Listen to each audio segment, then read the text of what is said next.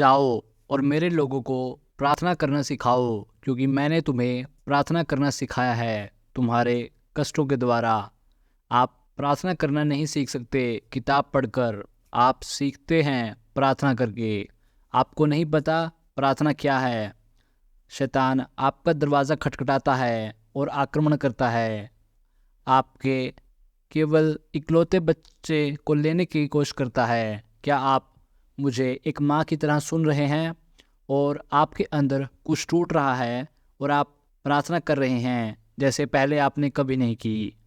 शैतान, मेरे बच्चे से अपना हाथ हटा, मेरे बच्चे को छोड़, मैं अपना बच्चा वापस लेता हूँ।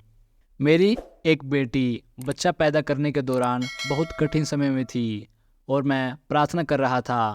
परमेश्वर ने मुझसे कहा 35,000 फुट समुद्र के ऊपर, क्योंकि मैं जहाज़ में जा रहा था, परमेश्वर ने कहा जब तुम वॉशिंगटन डीसी पहुंचोगे और हॉस्पिटल जाना और अपनी बेटी को शैतान के हाथ से ले लेना।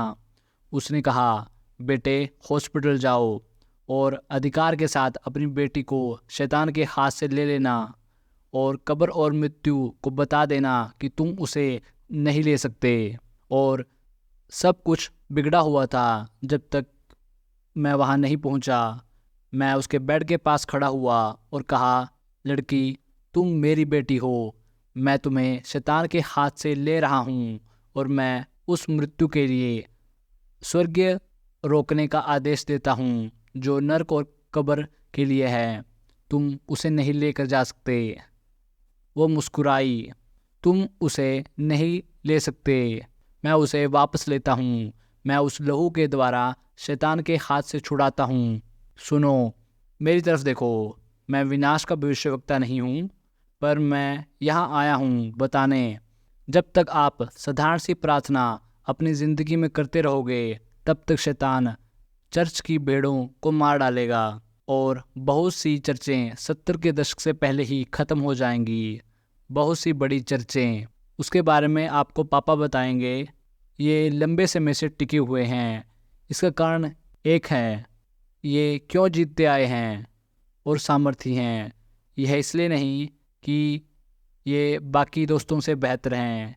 इनके कई दोस्त मर चुके हैं, परमेश्वर के पास जा चुके हैं, परंतु मैंने पापा के साथ सफ़र किया है।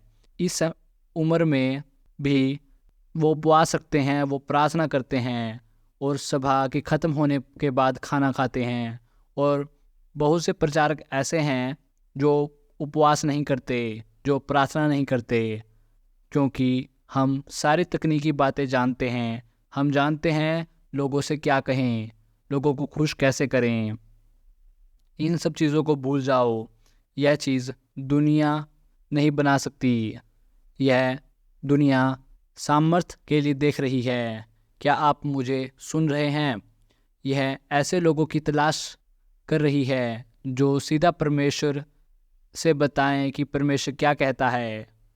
24 घंटे में यह पूरा हो जाएगा। क्या आप मुझे सुन रहे हैं? मुसलमान दिन में 5 बार प्रार्थना करते हैं, यह उनकी दिनचर्या है। यहूदी दिन में 3 बार प्रार्थना करते हैं, ये उनकी दिनचर्या है।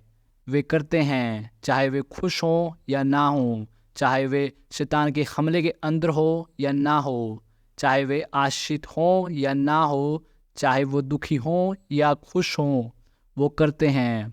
ये उनकी दिनचर्या है। दिन में कितनी बार एक विश्वासी प्रार्थना करता है? आपको लगता है कि आपके पास मौका है, क्योंकि मुस्लिम प्रार्थना नहीं करते, वो संस्थाओं का आह्वान करते हैं, वे हर प्रकार की ताकतों के खिलाफ प्रार्थना करते हैं, चाहे वह दुनिया की हो। वे लड़ते हैं काले जादू के साथ, सफ़ेद जादू के साथ, वे जादू टोना करने वालों के आयाम से लड़ते हैं, पूरा कब्जा करते हैं हमारी दुनिया पर हम केवल 1 या 2 बार ही प्रार्थना करते हैं और सोचते हैं कि हमने कुछ कमाल कर दिया।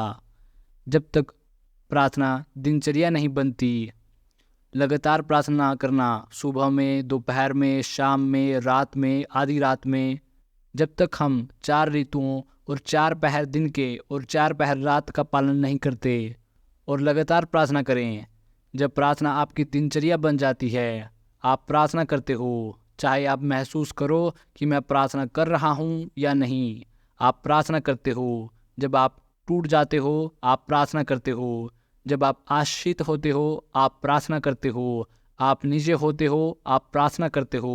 जब आप ऊपर होते हो आप प्रार्थना करते हो, क्योंकि प्रार्थना हर दिन जिंदा रहने और हर दिन की जीत की मरम्मत के लिए ज़रूरी है, विश्वास के लिए। आज हमारी सभा में, हमारी मीटिंग में कोई प्रार्थना नहीं है। हमारे पास केवल वचन है, बहुत ज़्यादा वचन, और प्रचार और प्रचार और प्रचारक। माहौल सिर्फ भावनाएं हैं और कोई आग नहीं, कोई आग नहीं, और कोई उपस्थिति नहीं, कोई गर्मजोशी नहीं, ना ही सामर्थ जुए को तोड़ने के लिए।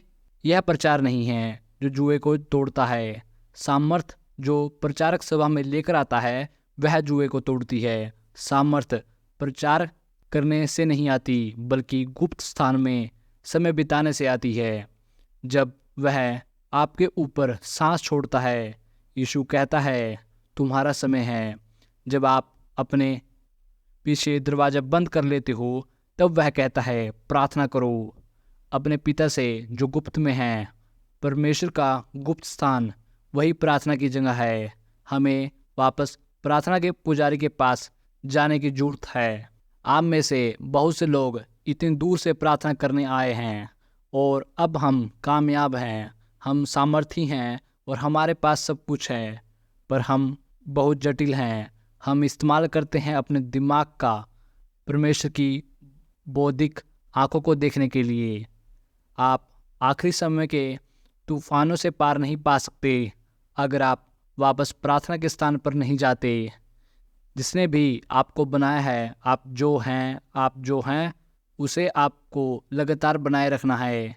यदि आप प्रार्थना करने के लिए आए हैं तो कृपया अपनी सफलता और अपने बैंक खाते में कितने पैसे हैं और आप कितने हज़ारों का उपदेश देते हैं, इसे अपने दिमाग में न आने दें, क्योंकि शैतान का एक हमला आपका सब कुछ छीन लेगा।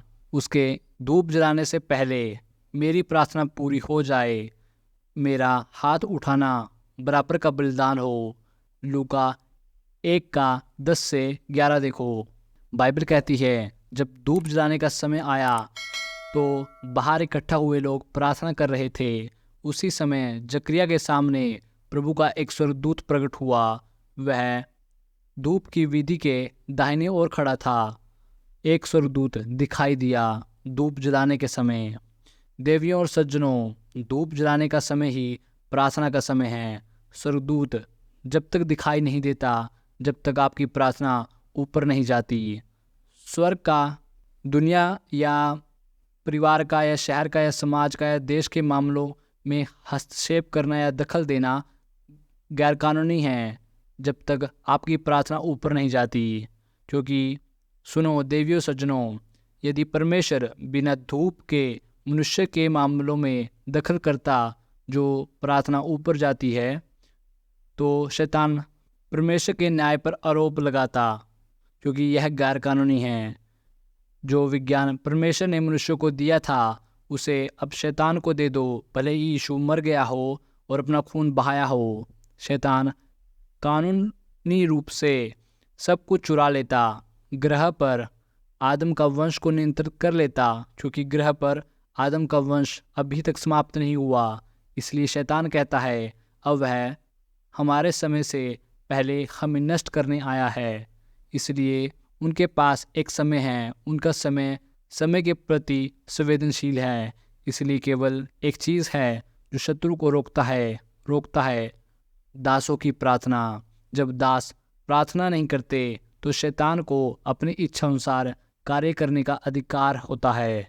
इसलिए बाइबल कहती है बिना रुके प्रार्थना करो।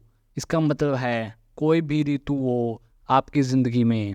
हे दोस्तों, अगर आप चैनल पर नए हैं तो चैनल को सब्सक्राइब कर लीजिए और नोटिफिकेशन बेल यानी घंटी वाले बटन को दबाना मत भूलना, ताकि आपसे कोई भी वीडियो मिस ना हो। मैं इस चैनल पर आपके लिए पोस्टर, प्रॉफिट, पास्टर उन सब की गवाहियाँ और उनके प्रचार लेकर आऊँगा कि परमेश्वर ने उनसे कौन से काम लिए, उन्होंने ऐसा क्या किया, परमेश्वर उनकी ज़िंदगियों में क्या किया। मैं इस चैनल पर आपके लिए लेकर आऊँगा, चाहे वो पास्टर किसी भी देश से क्यों ना हो। और आखिरी और ज़रूरी बात, इस चैनल को अपने मसीह भाई बहनों और अपने चर्च के लोगों के साथ बांटना मत भूलना, ताकि वे सब मसीह में बढ़ते जाएं और विश्वास में बढ़ते जाएं। तो मिलते हैं दोस्तों अगले हफ्ते। अलविदा।